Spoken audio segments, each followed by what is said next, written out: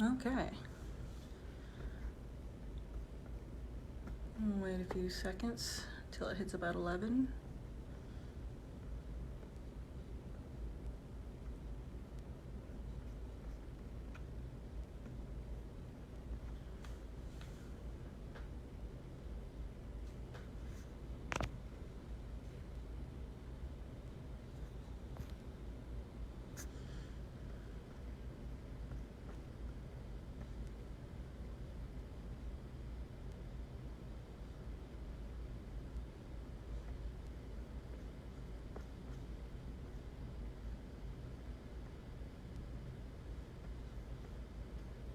Okay, cool.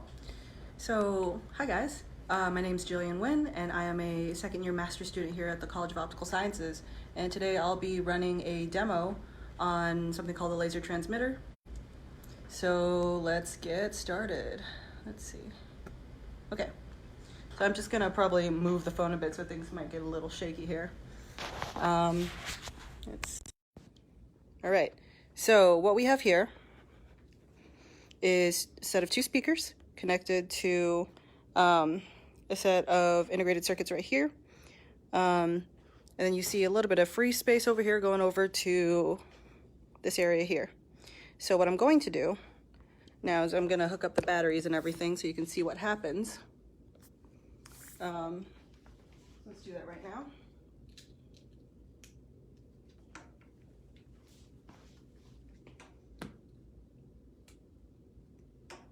Okay.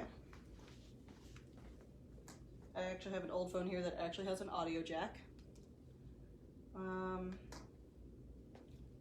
what I'm going to do is we have a laser pointer right here, and I'm just going to turn it on.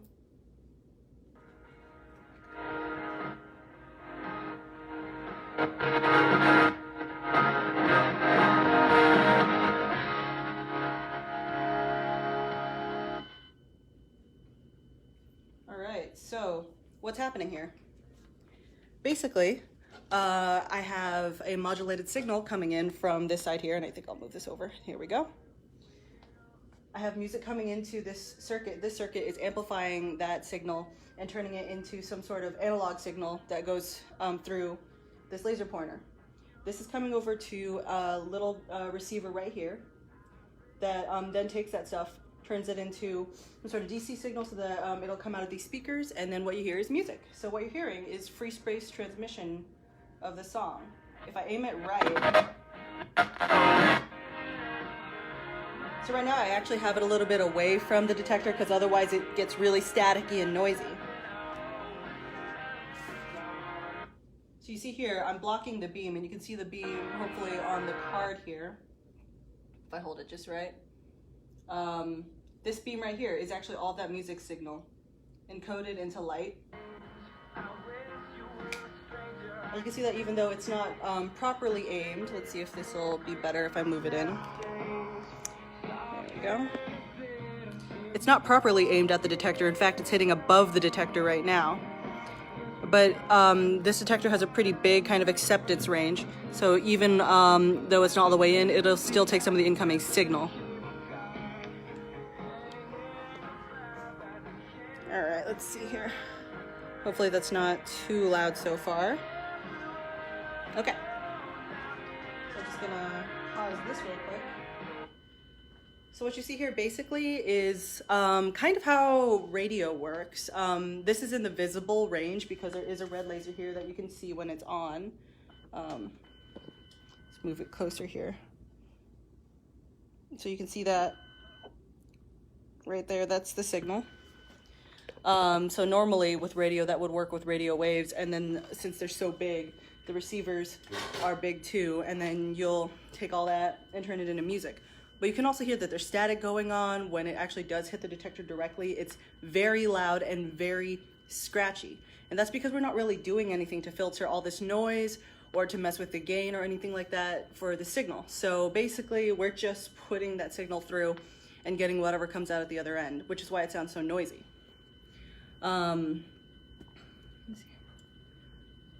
So yeah, it's easy to do. As you can see here, we just have a few circuits and then we have the acceptance there, but it's very susceptible to all sorts of interference. Let's see. I think some people have done this demo at a bigger range. In fact, I think that some people have done it well over 400 meters away from each other. I think that would depend on the type of laser you have and the type of detector you have. But especially out in the daytime when there's a lot of stuff going around, could be anything like a bird or just regular air turbulence that can mess up your signal. But that's still pretty amazing that you can do that with just like a laser and a detector and some circuits. But yeah, so I'll do it again here where I'm playing the music. As you can hear now, right now what it's accepting is this laser beam, and you're hearing this kind of high-pitched signal.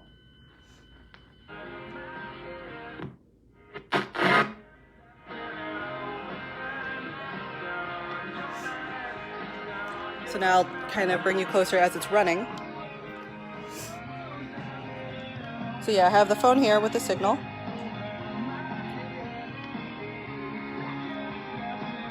Here's that circuit.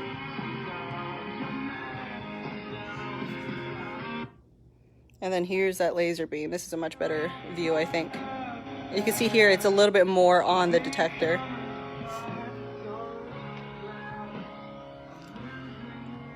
Right now, this entire setup is powered with two 9-volts. And that's all powering everything you see here except for the phone itself. Alright, so let's bring you guys back here. And then... okie doke. Cool.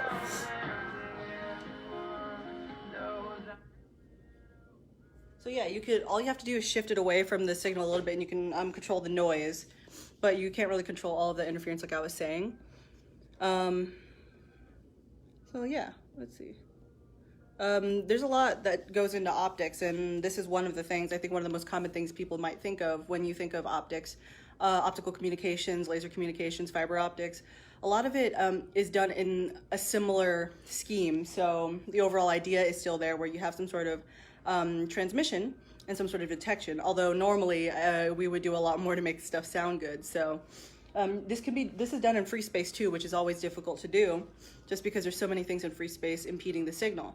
But normally things work with fiber optics, which means that the signal will stay inside some sort of medium, and it's much easier then to control it, which is why fiber optic internet is so nice, because then that'll transfer not just sound, but video, audio, all that stuff along to wherever you need it to. Let's see. I'm not sure if there's any questions I should be taking right now or what. But yeah, basically that's all I had about this demo.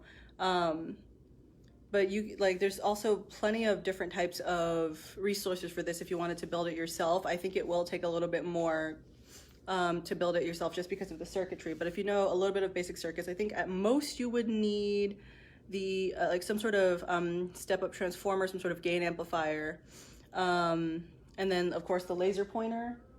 Although I guess for this one, let's see here.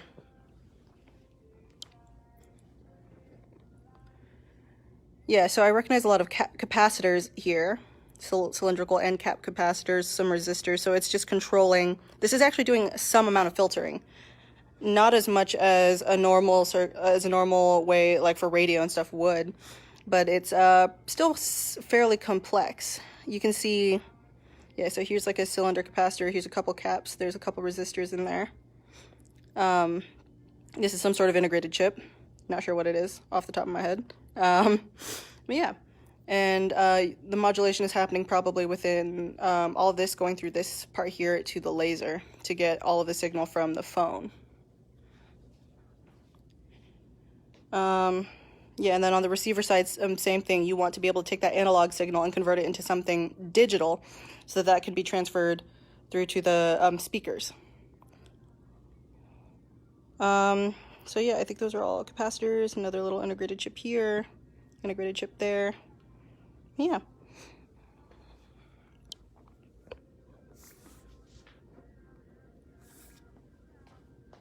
So there's different ways you can you can play with the signal too if you do have this sort of demo. It's really fun if you are kind of doing this for kids and stuff, to have them try to aim the signal.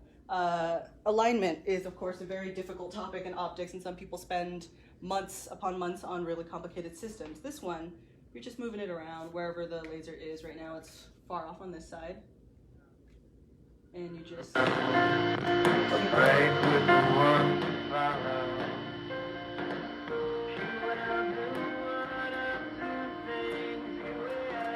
There you go, right there. You have it aimed. And then you can have some sort of obstruction, like a card. It'd be really cool if I had some sort of clear plastic just to see how that modulates the signal, but you can play around with it and basically see how you can change up the signal and make it sound weird. And then, of course, kids love just kind of doing this, putting their hands in the way of it. But yeah, as you can hear, if it gets too loud, it's gonna get a little crazy. But right now, it's pretty good. So let's see here. I think, yeah, there's like some people who did it through trees into a friend's apartment apparently online. So you can kind of go crazy with this demo. Depends on how much money you have for a laser, but then you also gotta make sure that laser's safe. Let's see here. So yeah, like the issues that might be happening with all of the static and stuff could be, let's see here, brightness changes, so like how much signal the detector's actually getting isn't technically proportional to like how like all of the circuits are working. So it's not getting the amount of signal you think it is.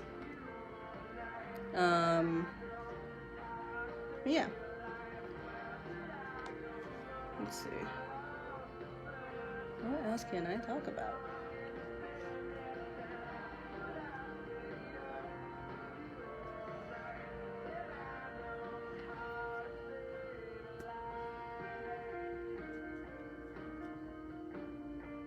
See, like I was saying, like this is also kind of how I guess radio works, where this is in the visible range. Just if you don't know, basically there's a bunch of different types of wavelengths of light. The visible range, and when we're talking wavelengths of light, we're talking on the order of nanometers, which is really, really tiny. So for a size comparison, I think it's like 10,000 nanometers. 100,000 nanometers, there we go. 100,000 nanometers is about the thickness of a single human hair on average. So we're dealing with visible light, which is actually within 400 to 700 nanometers, which is so much smaller than the width of a human hair. But then for radio waves can be as big as meters. So they could be as big as a human or larger, which is why radio works really well. You'll have some sort of broadcasting tower where the people are actually projecting the audio data. And then the detectors will pick it up because they're huge satellites or dishes, or your huge antennas on your car that you used to have.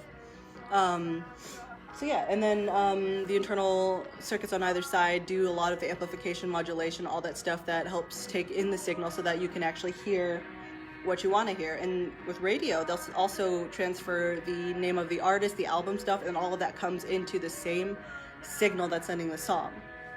So that's pretty cool. Let's see. So I'm also trying to like look up kind of what's happening with this circuit. Yeah, so like the audio signal leaving from the phone here, and I guess it's more interesting to look at this than me. So there's an audio signal coming from the phone here. That's some sort of voltage. That voltage is going through all of these circuits to modulate this outcoming signal on the laser. And then on the other side, there's like some sort of amplification and some sort of gain, because there is going to be loss throughout this free space here in some way or another, whether it's me not aiming correctly or something else.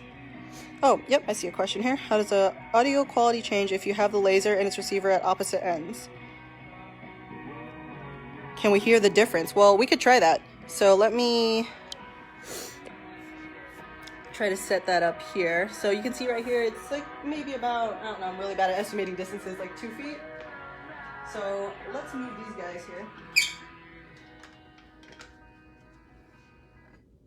All right, so what's the length of this optical table? Roughly like 5 feet or so.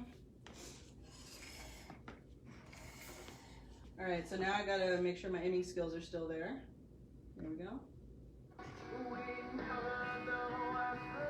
I don't think I can tell the difference in sound quality. It also depends on how I'm aiming it, but you can see here, let's see here. So you can see that it's aimed right at the detector there. So it's pretty far off right now, and I think the audio quality is still very similar. Although now I'm starting to hear static, so maybe that's proven me wrong here.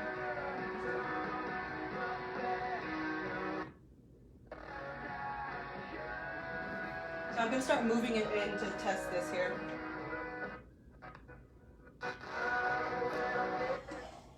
Oh, I cannot keep it on that axis. Okay, so I'm just going to do this, and then I'm going to move it a little closer.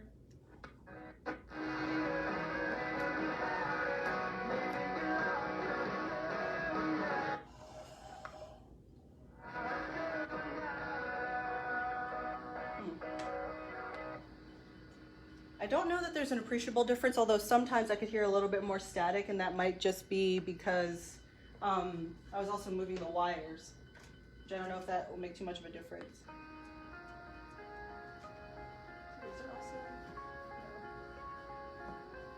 Oh, okay.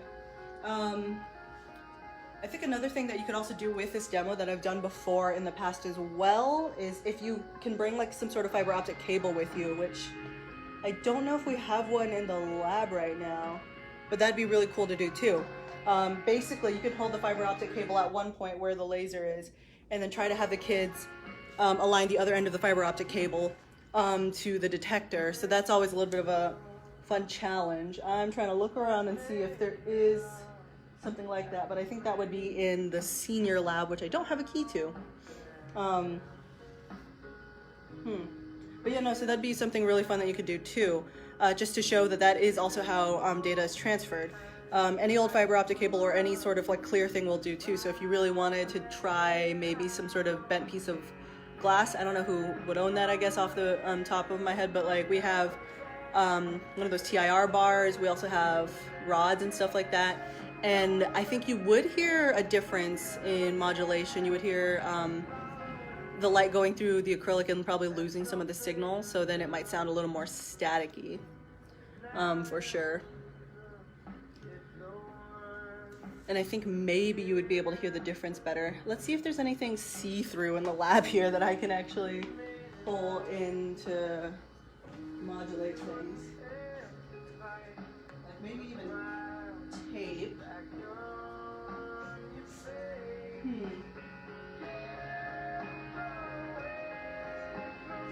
So I can't find anything right now. But also another thing you could do to add to this demo is maybe set up a few mirrors if you had like just the different types of equipment. Anything to make it a little more complicated, to add a little bit of a challenge for the kiddos.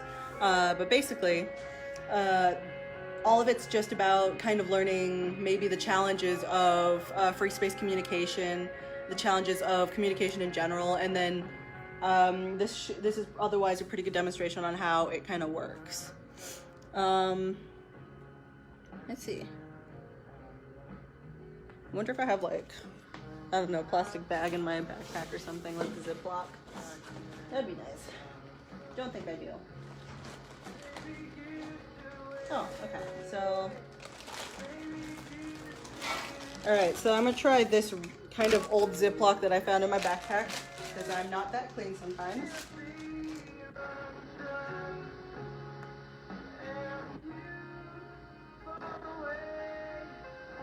So you can definitely hear when it goes in just because it is misaligning the beam.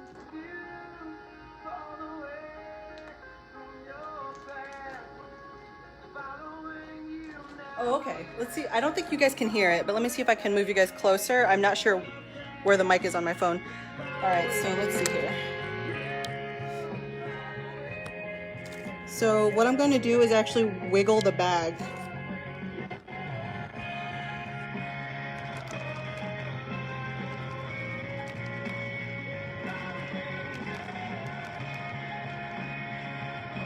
So even with the fine wiggling, you can kind of hear the static going on there. That's the bag kind of messing with the beam in some way.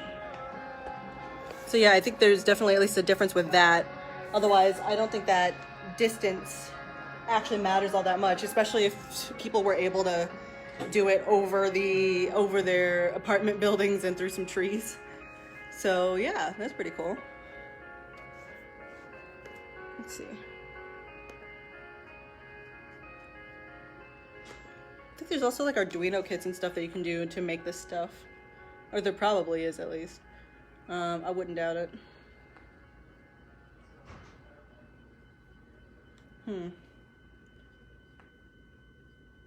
Oh, yeah.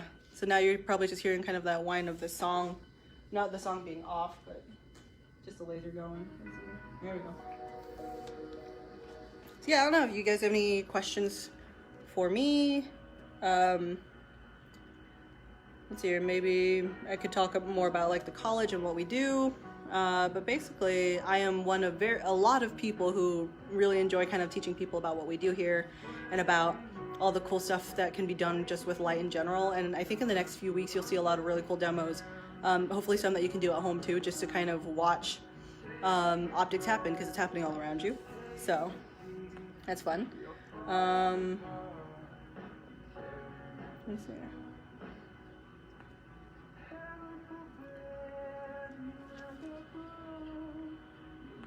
There's people who've done it in C for something here. Oh yeah, so also just thought of this. I work in a holography lab, which has done some communication work in the past, but there's a lot of stuff that can, just within communication, a lot of kind of subfields inside optics that go into communications to make things work really well, to make us have like high-speed internet, all that stuff. And holograms basically are usually used just to steer light, basically doing the work of a mirror, but sometimes mirrors can only go so far, or they're not like transmissible, stuff like that. So then holograms are super useful in redirecting light and also modulating it. So it's another thing that you can do to basically do this to the light. Yeah. Let's see here.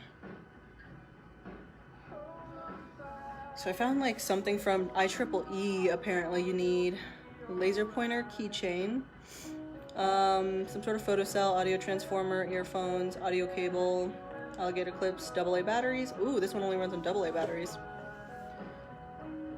But the transformer seems to be the priciest thing on there.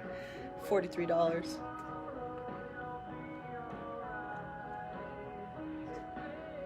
Yeah, all of this also just assumes that we have an audio jack still, which kind of starts making this demo a little bit harder to do unless you have that little dongle for the iPhone and stuff like that. So maybe then it could be added as an extra thing, some sort of Bluetooth integrated chip, because it's actually not terribly difficult to integrate a Bluetooth chip in there. And then if you have like some sort of controller or remote thing for your phone, you'd be able to connect it. But yeah, so I'm just going to show this again just in case people have been popping in a little bit later than the beginning.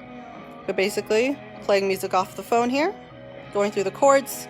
Both sides of this demo are powered with 9-volt batteries. I'm going to misalign it just to turn the volume down a bit. Basically have DC signal coming in, turning into an analog signal that is going through free space to this little detector here. That then is transformed into a signal that goes straight to the speakers here when it's properly aligned,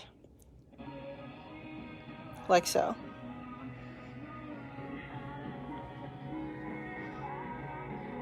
And then I was talking about basically things you can do to add to this demo. The easiest thing is to have some sort of card. This is the signal right here. This is literally music on a piece of paper in the form of light, which is pretty cool. And I was talking about how basically this is similar to kind of how radio works. Although radio would be in radio waves, which are in the size of meters, which is why it works so well in life. Because if I were to take this outside and try going any further than, I don't know, maybe a few yards, I don't think it would work as well just because it is a laser pointer and they only do so well. If you have some sort of fiber optic cable, or if you have some sort of clear tubes and stuff like that, or clear acrylic tubes, if you're running this through this demo through the College of Optical Sciences, Hillary probably knows where all that stuff is that you can use to kind of play around with it. But you could have the kids just do this, which is always fun for them. You'd be like, oh yeah, light's on my hand right now, music is on my hand. You can have them try to align the laser themselves, like move it all out of alignment, and then have them just try to bring it back in.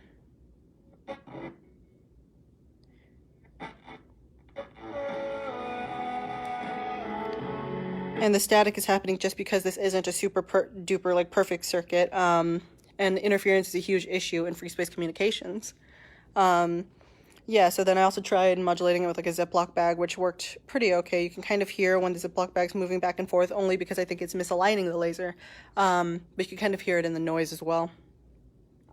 Yeah, and then, yeah, there's like examples of people doing this in real life where they've kind of done the same thing, but much bigger, with probably a more powerful laser and a bigger detector, where they did it well over 400 feet away from each other. Don't think that's possible here. But yeah, if you had a 400-foot fiber optic, that might work. Yeah. I don't know if anyone else had any other questions for me. I guess it doesn't have to be technically related to the audio.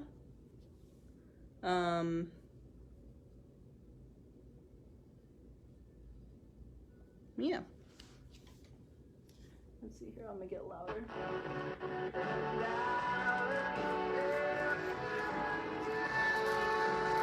then I'll play around with like the plastic bag again.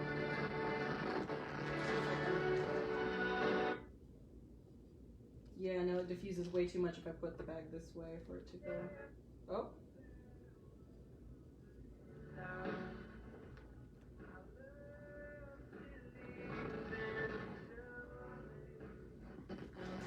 So I was like tilting the Ziploc bag. And that was kind of fun. It's kind of changing how much signal is going in, but that's really just volume and stuff that I'm doing at this point. Yeah. So let's see, what else can I talk about?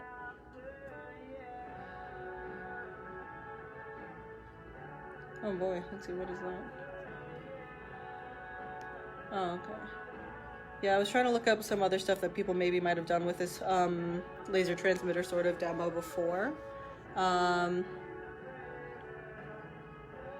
It's all about the same. It just depends on what type of laser diode you're getting, all the circuits you're doing. It's gonna kind of depend.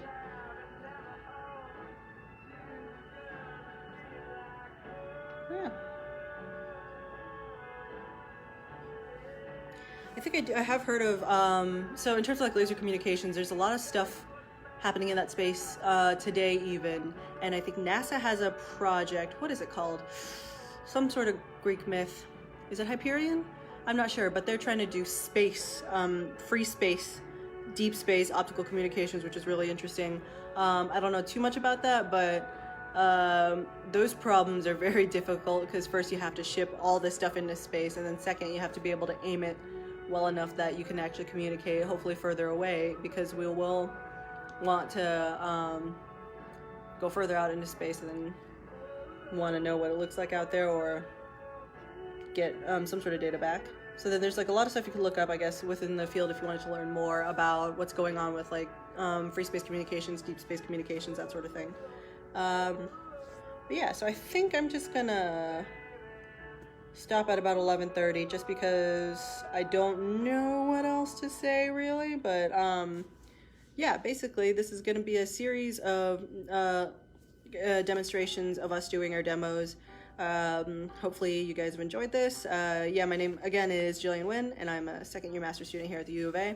And yeah, so I hope you enjoyed, and maybe you'll be more interested in doing some of this stuff on your own. Thanks, guys.